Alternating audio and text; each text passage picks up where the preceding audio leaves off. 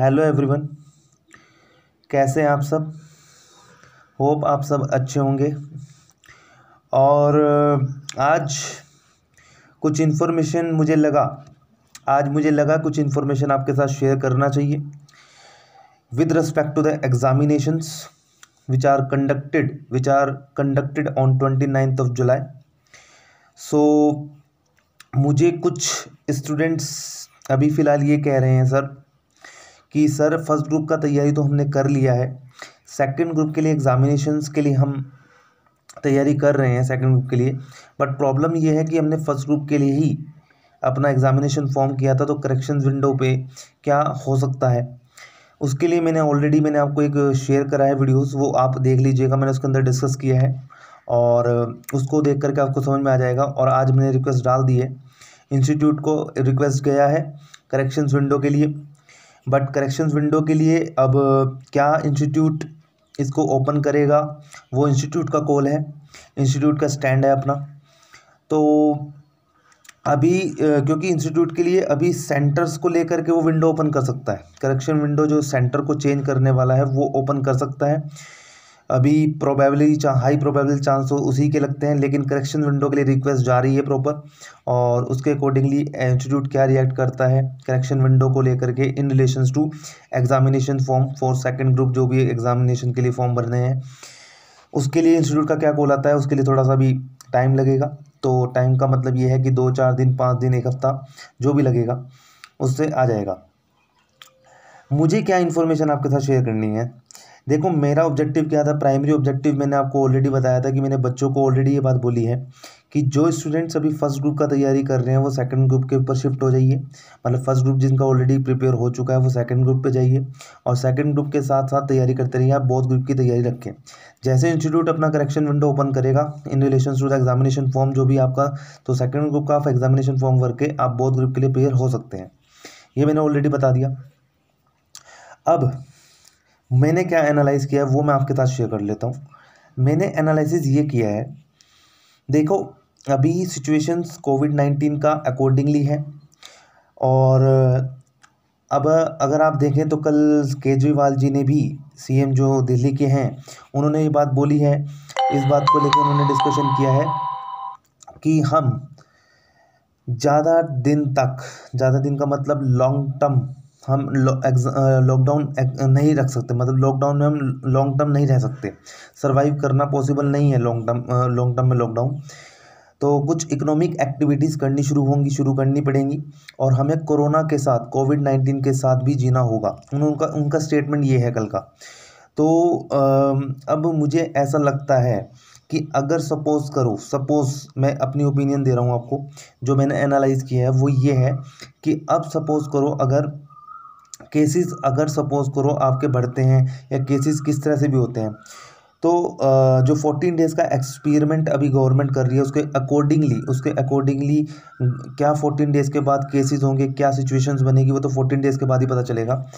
तो मेरे दिमाग में एक चीज़ ये आ रही थी कि जो स्टूडेंट अभी सपोज़ करो जो जुलाई के अंदर एग्ज़ाम देने जा रहे हैं, 29th of July को जो एग्ज़ाम देंगे, जो हमारा कंडक्ट होगा एग्ज़ामिनेशन जुलाई में, आप मुझे ये बताइएगा कि जुलाई के अंदर जब एग्ज़ामिनेशन होगी, यानी कि मैं एक तरह से आप अगस्त ही मान लीजिए, अगस्त का स्टार्टिंग है, अगस्त का अगर आप एग्ज़ाम दे रहे हैं, तो आप मुझे ये बताइए कि उसका रिज़ल्ट एटलीस्ट मैं मान के चलता हूँ इंस्टीट्यूट अक्टूबर का, आई थिंक मेरे हिसाब से अक्टूबर के फर्स्ट वीक या फिर मिड ऑफ अक्टूबर में रिज़ल्ट आ जाना चाहिए। इंस्टीट्यूट देगी भी, क्योंकि आपका नवंबर में एग्ज़ाम पड़ेगा। अब मेरे दिमाग में ये बात आ रही है कि अगर अक्टूबर के मिड में इंस्टीट्यूट रिज़ल्ट देता है डिक्लेयर, तो जो स्टूडेंट अगर रह जाते हैं, इन केस अगर इंस्टीट्यूट, भाई रहते ही हैं ऑब्वियस सी बात है, इंस्टीट्यूट अगर जो रह जाते हैं तो उनके लिए बड़ा पैनिक हो जाएगा। उनके लिए पैनिक क्या प्रॉब्लम्स आ जाएगी, और एनजाइटी आ जाएगी उनके अंदर। एनजाइटी इस चीज़ की बहुत ज़्यादा आ जाएगी कि नवंबर में एग्ज़ाम है और हमारे पास सफिशेंट अमाउंट ऑफ टाइम नहीं है। तो ये सबसे बड़ा पैनिक करेगा उन स्टूडेंट्स को जो फेलियर हो जाएंगे, ठीक है। और जो स्टूडेंट ऑब्वियसली बात पास हो जाएंगे उनके लिए तो ऑब्वियस है, बढ़िया ही रहेगा। लेकिन जो स्टूडेंट फेल हो जाएंगे उनका क्या, ठीक है।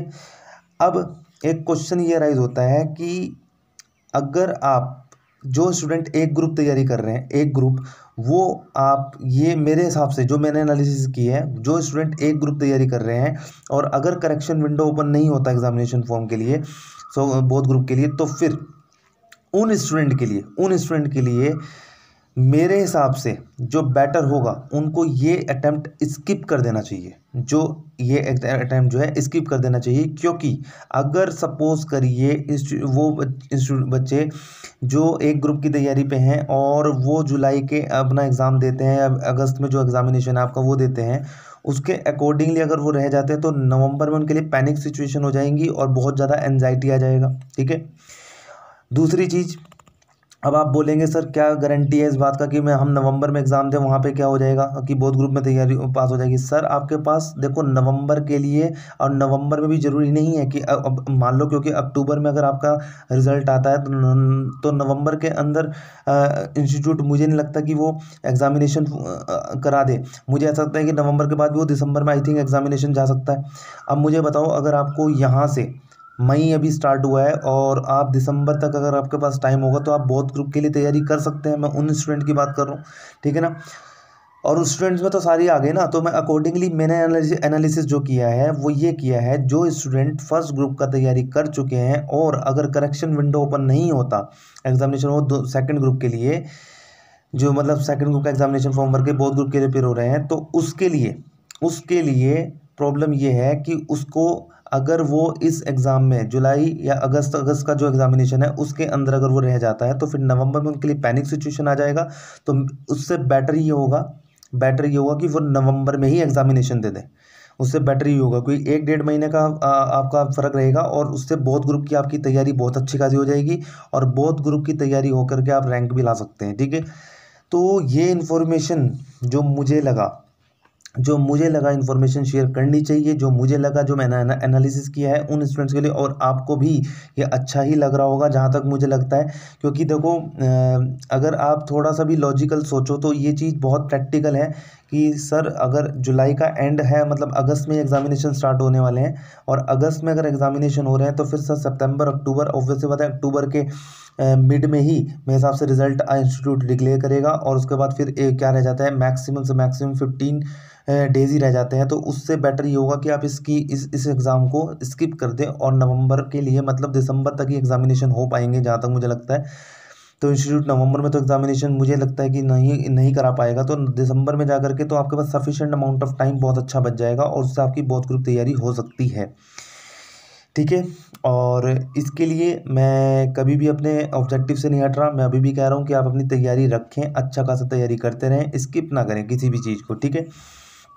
अच्छा, एक बात और मैं आपसे कहना चाहूँगा कि अगर ये डिसीज़न जो मैंने अपनी एनालिसिस के करके मैंने आपके साथ शेयर कर रहा हूँ, अगर आपको लगता है कि दिस इज़ अ करेक्ट, ये बिल्कुल सही है और बहुत अच्छा है, प्रैक्टिकली भी है, प्रैक्टिकली इस चीज़ को देखा जा सकता है, तो आप प्लीज़ इस कमेंट्स बॉक्स में आप अपनी मुझे एटलीस्ट बताइएगा कि दिस इज़ राइट और नॉट। ठीक है। तो इस चीज़ को मुझे प्लीज़ बताइएगा। और अगर वीडियो अच्छी लगी हो तो प्लीज़ लाइक करिएगा, शेयर करिएगा अपने फ्रेंड्स के साथ और सब्सक्राइब कर दिएगा चैनल को प्लीज़। ठीक है। तो एटलीस्ट उससे ये रहेगा कि आपको अपडेट्स मिलती रहेंगी। So thanks a lot guys, और thanks a lot and God bless you, love you all.